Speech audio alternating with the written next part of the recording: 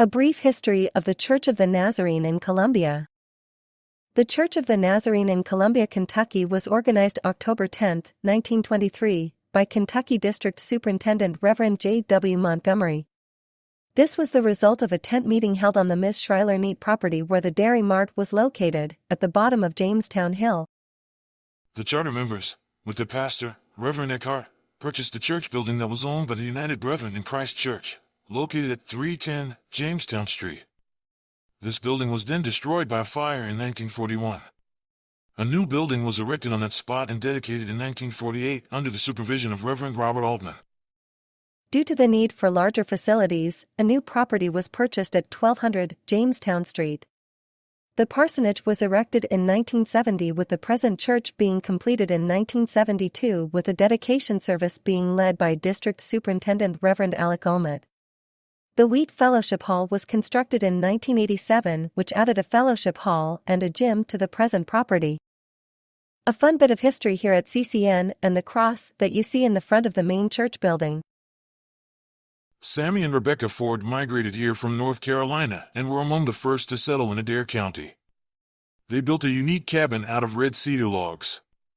The wife of the family, Rebecca, was heard to say that she would not trade her red cedar house for any house that she knew of. This was an excellent sentiment as it was sturdy enough to stand the test of time, as you will soon see. Years passed.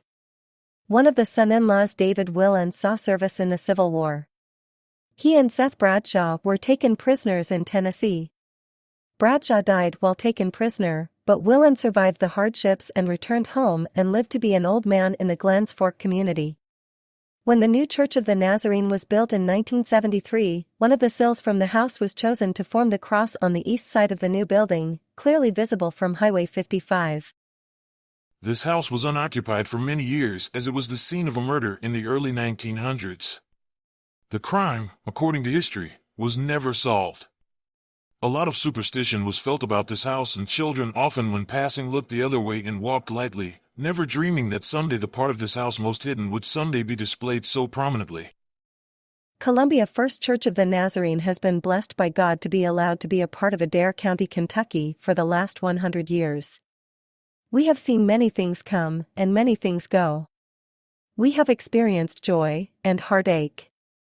We have endured times of prosperity and times of hardship.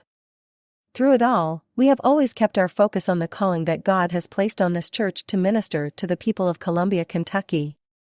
Looking forward, we will continue to follow the calling that God has given us until the time comes that we are no longer able to, or until God sets us on a new path. We thank God for all His wonderful blessings that He has bestowed on Columbia First Church of the Nazarene down through the years. We know He is going to continue to bless His ministry here. We invite all of you who are able to join us on Sundays for Sunday school at 9:30 a.m. and worship service at 10:30 a.m.